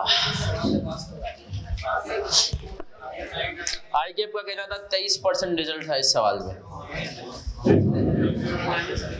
आए सर कह रहा है financial statements of Perodia Motors Limited for the साल ended 30 June 2021 are under while reviewing revenues from contract with customers following matters have been identified। Requirement में इसने क्या कहा है, प्रिपेयर करेक्टिंग हैंडआउट किस किस को नहीं मिला है? तुम लोग 3-4 लोग क्यों रह गए भाई? क्यों भाई? मैं अभी खैर चलो जी मैं करवा देता हूं कॉपी। कह रहा है prepare the correcting entries for the साल ended 30 June 2021 in accordance with the IFRS 15 revenue from contract with. आसपास के लोगों से रिक्वेस्ट है कि इनको दे दें, हैंडआउट शेयर कर दें, सवाब मिलेगा। वैसे भी पिछली अटेम्प्ट का ही आ जाए। जो आगे वालों को लग रहा है कि सर बहुत इजी था हमने, सर आ जाए करेक्टिंग एंट्रीज पे आता हूं। मतलब इसका मतलब है इसने कुछ गलती कर दी है ना।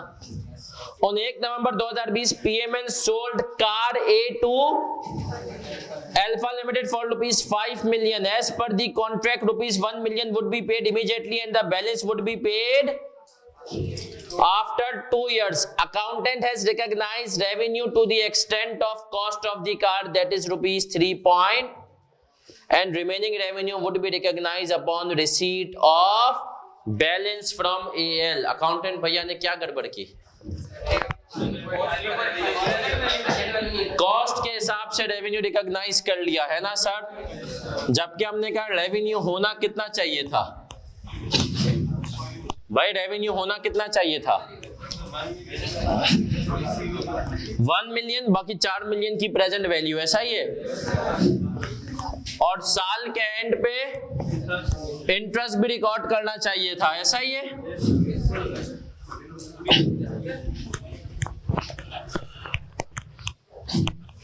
सर एंट्री मेड कितनी है?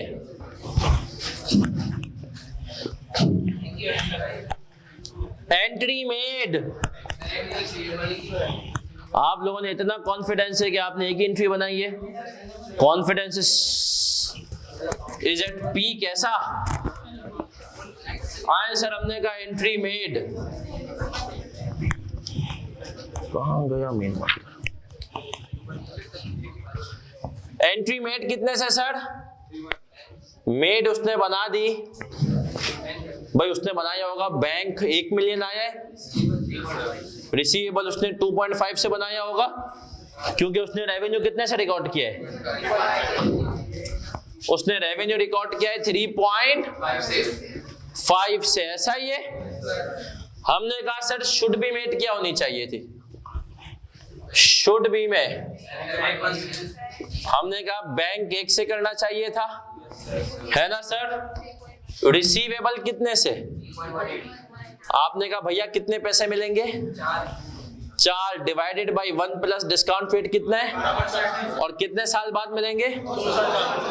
2 साल बाद। कितना आया? 3.2 कर दूं। हमने कहा रेवेन्यू 4.2 से, ऐसा ही है। अब मुझे बताएं सर, पहली अगर मैं पॉइंट नंबर A की पहली करेक्टिंग एंट्री बनाऊं तो क्या बनाऊंगा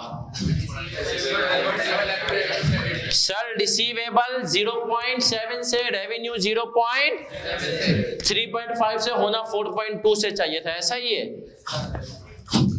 receivable debit revenue 0.7, 4.2 minus 3.5।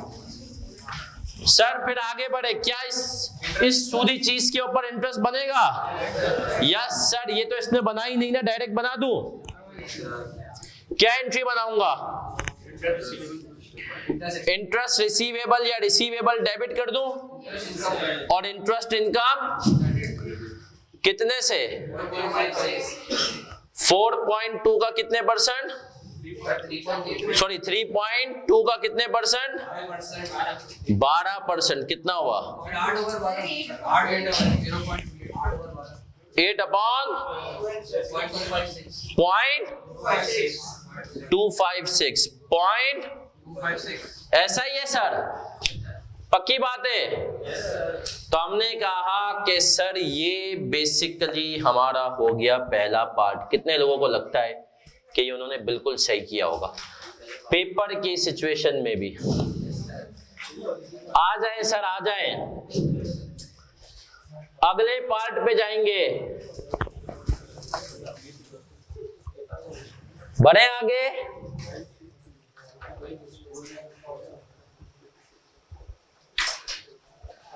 Sir कह रहे हैं 1 जनवरी 2021 PML entered into a 6 months contract with Beta to sell car B for rupees 3.5 million per. As per contract, if BL purchases more than 10 units during the contract period, price will be retrospectively reduced to 3 point. At the inception of the contract, PML concluded that BL will meet the threshold for the discount. So ये BL purchased 11th unit of car on 28 June 2021 for which no revenue has been BL has made payments if all has been of all units except 11th unit which will be, हमने कहा settled in जुलाई 2021। नौजवानों, try किया आपने? ये करें, अभी अभी करें सर। इसने कहा मुझे लगता था थ्रेशोल्ड मीट कर लेगा, तो क्या किया? क्या या अब आपने बताना है किया या नहीं किया?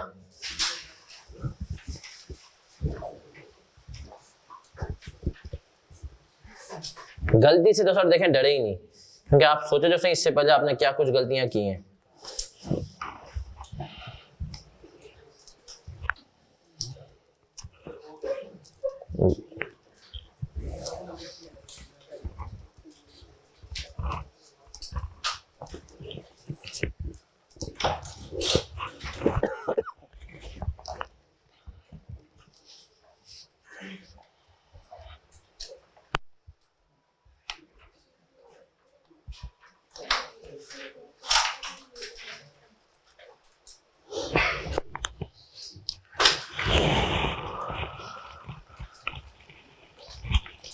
चले सर, अब बढ़ूं आगे।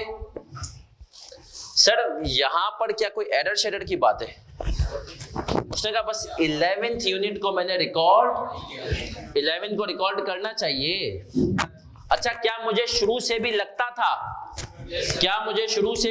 था कि सर ये मीट कर लेगा? हाँ सर, मुझे शुरू से लगता था। अगर मुझे शुरू से लगता था तो इसका मतलब क्या है सर? कि मैंने रिफंड लायबिलिटी और कॉन्ट्रैक्ट लायबिलिटी क्रिएट की हुई होगी, है ना सर? तो सर चले आ जाए। अब अगर मैं अगर इसको समराइज करूं आसान अल्फाज में आपके लिए, तो मैं पहले एंट्री बनाऊंगा जो कि सवाल में पूछी नहीं होगी। मैं एंट्री बनाऊंगा कि सही एंट्री क्या बनी होगी। चले सर अब आ जाए। अगर हम ये देखें कि सही एंट्री ये केस ये हो गया, हम अज्यूम कर लेंगे अब तक इसने तो कुछ गलती की तो बात नहीं की, तो यहां तक की अकाउंटिंग बिल्कुल सही हुई होगी, है ना? तो जो 10 यूनिट होंगे उनके अगेंस्ट इसको पैसे मिले होंगे 3.5 के हिसाब से। 3.5 इंटू 10 कितना हुआ? 35। इसने रेवेन्यू रिकॉर्ड किया होगा 3.4 के हिसाब से, कितना हुआ? 34। और इसके पास रिफंड लायबिलिटी आ रही होगी, या हमने कहा कॉन्ट्रैक्ट लायबिलिटी कह लें, रिफंड लायबिलिटी जो भी इसको लगता हो। पेबल कितना? 1 से, है ना सर? ये इसके पास 10 यूनिट में आ रहा होगा क्योंकि इसको लगता था। ठीक है सर, अब 11वें में जब इसने सेल्स की, हम बी में आए, तो अब सुनना, रेवेन्यू कितने के हिसाब से रिकॉर्ड करेगा? हमने कहा सर रेवेन्यू इसका आ गया, ये तो मुझे क्लियर है, 3.4। मानते हो इस बात को? रेवेन्यू आएगा 3. सर क्या मैं इस लायबिलिटी को इसी के अगेंस्ट ऑफसेट कर सकता हूं? कॉन्ट्रैक्ट लायबिलिटी कितने से कम कर दी, और एक की पेमेंट अभी बाकी, तो मैं उससे नेट कितने मांगूंगा? 3.4 का रेवेन्यू था। मैंने कहा देख भाई, मुझे तुझसे 3.4 लेने और तुझे 1 मिलियन देने एज पर कॉन्ट्रैक्ट। तो एक काम ये करते हैं, 1 माइनस कर दिया 2.4, ये एंट्री बननी थी इसकी। कितने लोगों को लगता है पेपर में सही किया था? ये पॉइंट भी सही है सर। आप इसकी 2 एंट्रीज भी बना सकते हैं, या आप ये भी कर सकते हैं, रिसीवेबल डेबिट रेवेन्यू 3.4 से, सही है। और आप एक एंट्री ये भी बना सकते हैं, contract liability debit bank credit या रिसीवेबल क्रेडिट 1 से, तो भी सही है। सही है सर। तो सर क्या क्लियर है ये?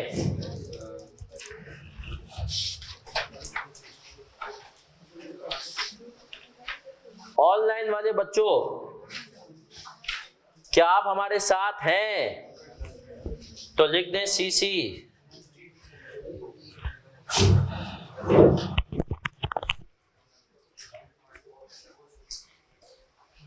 ऑनलाइन वाली आवाम, अगर आप हमारे साथ हैं तो बेटा लिख दें सीसी, ताकि हमें लगे, पता चले कि आप हमारे साथ हैं। जी मेरा बच्चे साथ हैं, एक आध बच्चे को अगर लग रहा है कि उसकी वॉइस कट रही तो चंदा आपके पास जो है ना नेट का इशू है। चले सर अब तीसरे केस पे आए क्या? हाँ जी, तो सर क्या IFRS 15 मुश्किल है?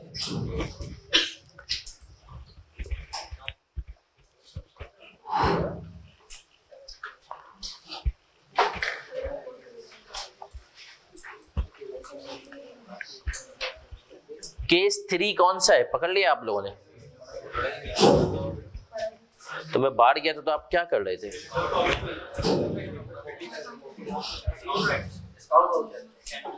डिस्काउंट वाउचर है ना?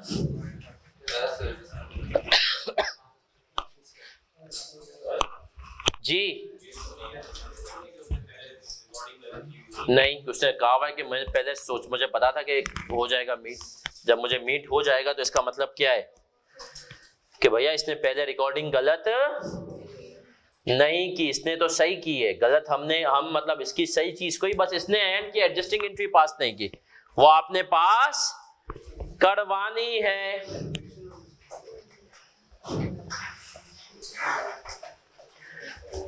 जिन जिन आपके दोस्तों ने IFRS 15 की क्लासें नहीं ली उनको कह दीजिएगा सर ने कहा है कि आखिरी क्लास जरूर ले लें आज वाली। सही है सर, क्योंकि आज वाली क्लास जरूरी है, क्योंकि सर इसमें मॉडिफिकेशन भी अब डिटेल में घुसेगा और ये सवाल भी उनको आइडिया हो जाए ना कि वो पेपर में क्या गुल खिलाते हैं, कैसे देखते हैं।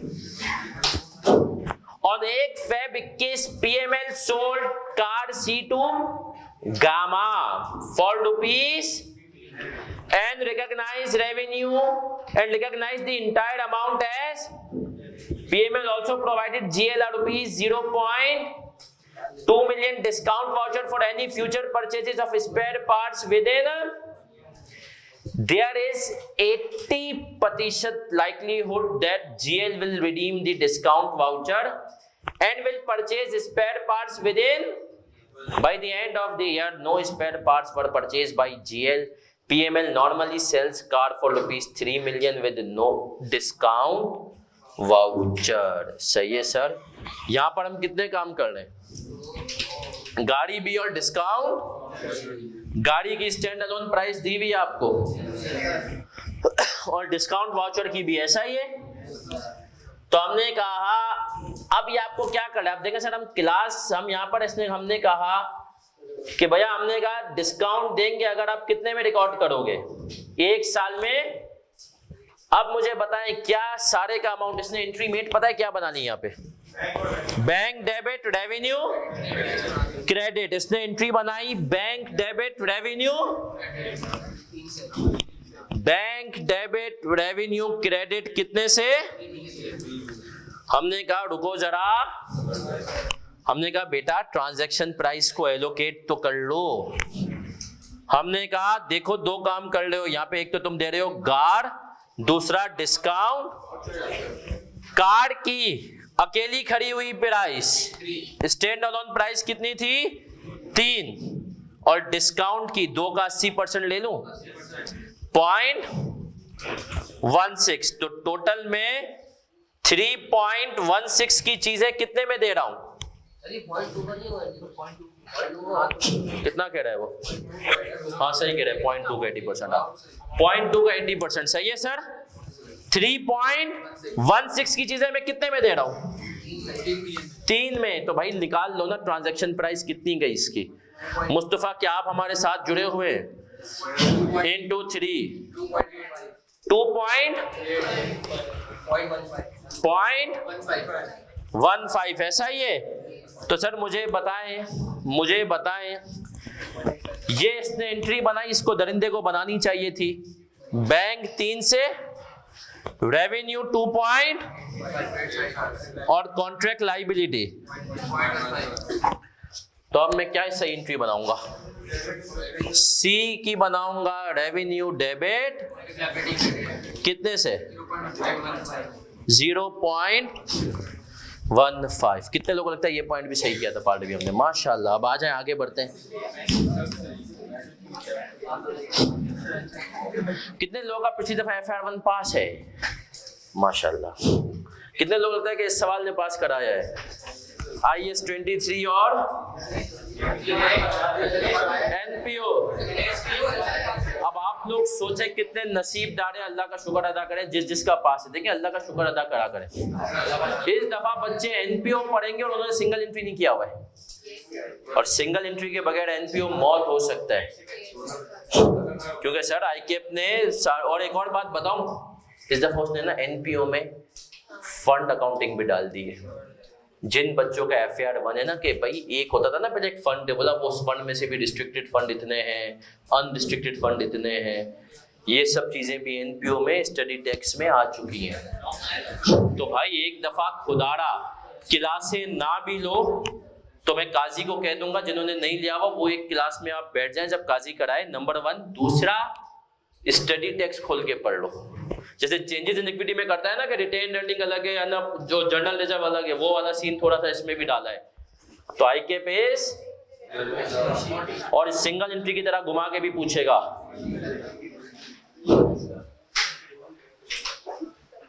चलें सर आगे बढ़ूं क्या? Last part. On 20 Feb 2021 PML sold car D to Delta Limited with 1 year free maintenance service at a lump sum of ₹3. Payment was made on 1 March 2021 upon delivery of car to D to DL.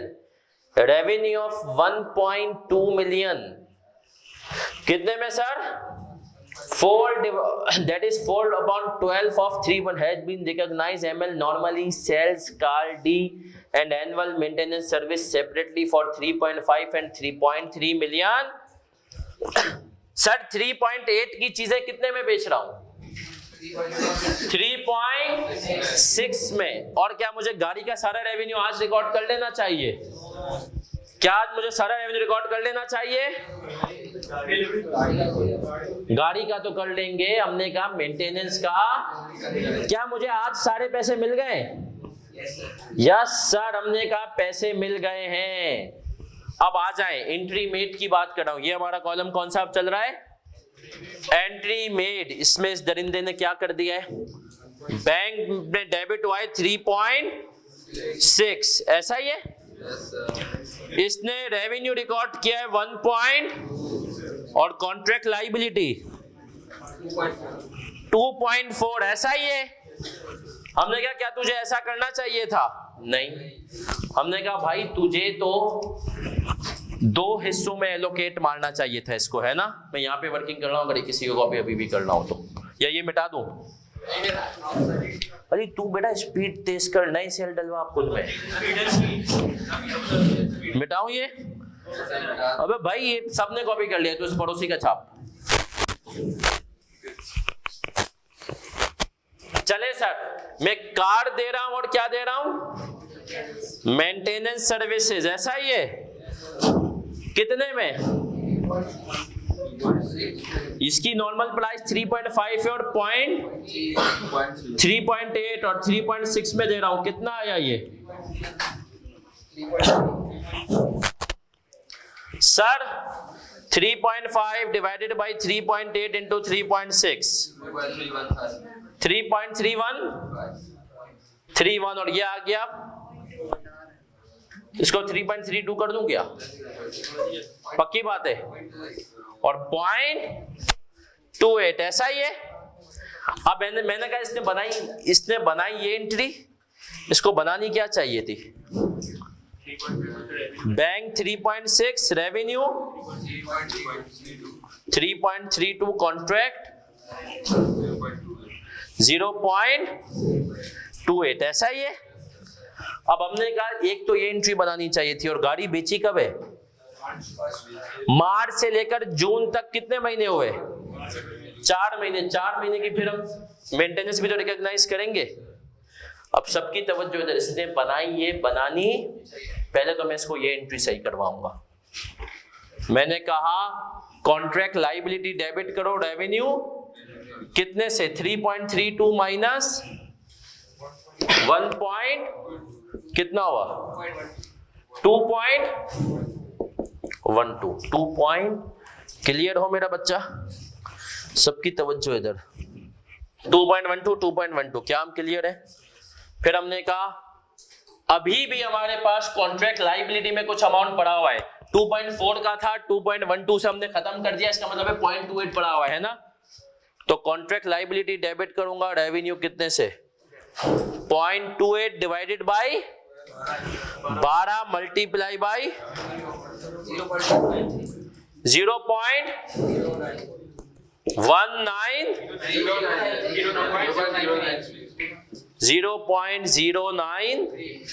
तो sir क्या ये easy था सवाल? Examiner का sir देखे ना, हमने कहा यहां पर दो चीजें थी, इसने क्या क्या हुआ, इसने कहा मैंने 1.2 का रेवेन्यू रिकॉर्ड किया हुआ है 4 महीने का, इसने बेसिकली गाड़ी और मेंटेनेंस सर्विस दोनों को एलोकेट कर दिया क्वार्टर बेसिस पर, सही है, 4 महीने के हिसाब से 4/12 का इसने रिकॉर्ड कर लिया। जबकि हमने कहा ऐसा गाड़ी का रेवेन्यू तो तुमने 1 मार्च को ही रिकॉर्ड कर लेना चाहिए था, मेंटेनेंस सर्विस का 0.28 12 महीने का रेवेन्यू है, कितने का? 4 महीने का रिकॉर्ड करना चाहिए था। तो हमने यही किया, पहले उसको गाड़ी का जो रिमेनिंग ये जो अमाउंट था गाड़ी का रेवेन्यू वो रिकॉर्ड करवाया, contract liability debit revenue credit करवाया, और फिर बाकी जो मेंटेनेंस का था वो अलग से रिकॉर्ड करवाया। कितने महीने का? 4 महीने का। तो हमने कहा कि सर इसका मतलब ये है कि ये जो सवाल था ये डूएबल था, है ना। इसका पासिंग परसेंटेज कितना था? 20। एग्जामिनर ने कहा सिर्फ 23% बच्चे, नमाज का ब्रेक ले ले।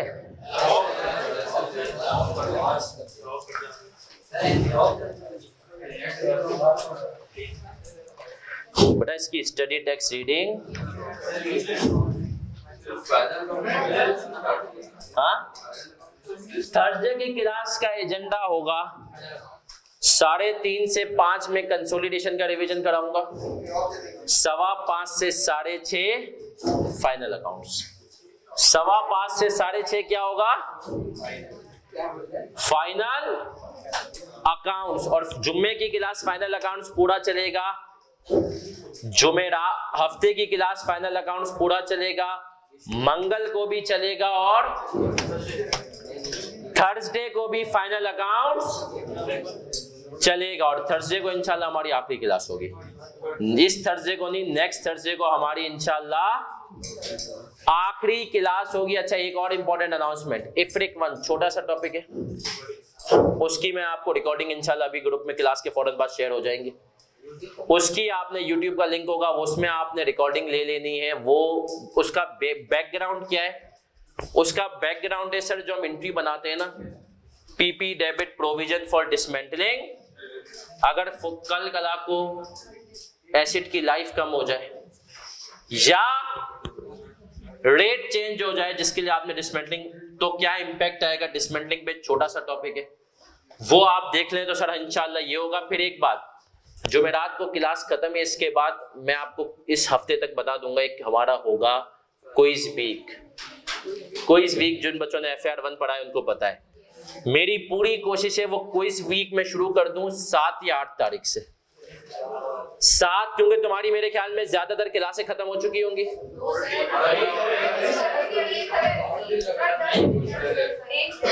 देखिए मैं चाह रहा हूं कि आप 14-15 तक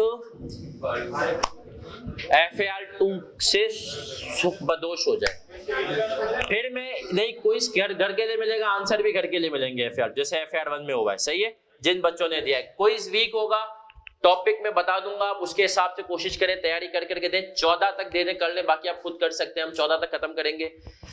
फिर इंशाल्लाह मैं 18 या 19 को एक क्लास रखूंगा आपकी 6 घंटे की, उस 6 घंटे की क्लास में सिर्फ इस पे फोकस होगा कि पेपर में फंसे तो कैसे निकलें, पेपर में फंसे तो मतलब 3 घंटे में पेपर कैसे सॉल्व करना है उस पर इंशाल्लाह फोकस रखूंगा, सही है सर।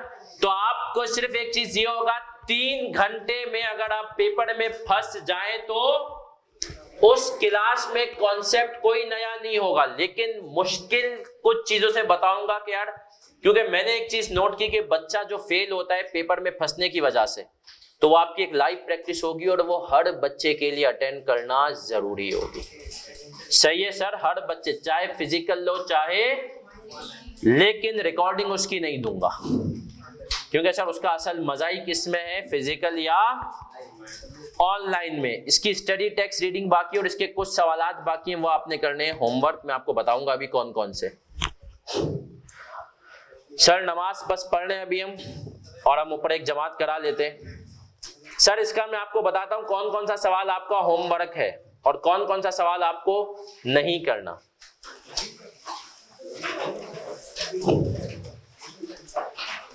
इसकी स्टडी टेक्स्ट कब रीड करें यार? अभी कर ले। अच्छा एक काम ये करते हैं, नमाज के बाद असल में मेरी उसकी क्लास है, किसकी? Company law. ऑटम 19 का सवाल है, जुमेरात लिमिटेड, पेज नंबर 14, ये करना है। स्प्रिंग 16 के सवाल है, करीम, आसिफ और नाजिर, ये भी करने हैं। नजीर बेटा ये है पेज नंबर 15 पे स्प्रिंग 16 के सवाल। ECL वाला हम कर चुके हैं। गैलेक्सी टेलीकम्युनिकेशन स्प्रिंग 18 का सवाल, ये मेरे ख्याल में पिछली क्लास में भी दे चुका था, ऐसा ही है। स्प्रिंग 18 का सवाल भी करना है पेज नंबर 16 पे, page number 16, page number 15 Thursday. इसके अलावा गिटार वर्ल्ड कर चुके हैं। त्रिचमीर स्प्रिंग 20 का सवाल है, ये करना है। ऑटम 20 का स्टूपा लिमिटेड कर चुके हैं। सर इसके अलावा MCQs में एक MCQ आपने नहीं करना है, मैं आपको बताता हूं कौन सा है वो। एक MCQ जो अभी आपने नहीं करना है वो MCQ नंबर 22, क्योंकि रीपरचेज वाला मैंने आपको। अच्छा मुझे बताओ जुमेरात को काशिफ भाई की क्लास होती है? कितने बजे खत्म होती है? और अगर मैं 3:10 पे लगा लूं तो क्लास अपनी जुमेरात को 3:20 से लेकर 3:30 तक हम स्टडी टेक्स्ट घुमा लेंगे इसकी। बाकी सारे MCQs आपने करने। और ये जो हमारा दूसरा हैंड आउट है, इसमें क्वेश्चन नंबर 4 पेज नंबर 29, ये बिल्कुल वैसा ही है जैसे अभी हमने मॉडिफिकेशन। सर इस दफा अगर IFRS 15 में से आपको कुछ इंपॉर्टेंट लगता है तो क्या है? मुझे मॉडिफिकेशन इंपॉर्टेंट लगता है, मुझे बिल एंड होल्ड इंपॉर्टेंट लगता है। मॉडिफिकेशन इंपॉर्टेंट है, बिल एंड होल्ड इंपॉर्टेंट है, और कस्टमर लॉयल्टी इंपॉर्टेंट है। बिल एंड होल्ड, मॉडिफिकेशन और कस्टमर लॉयल्टी।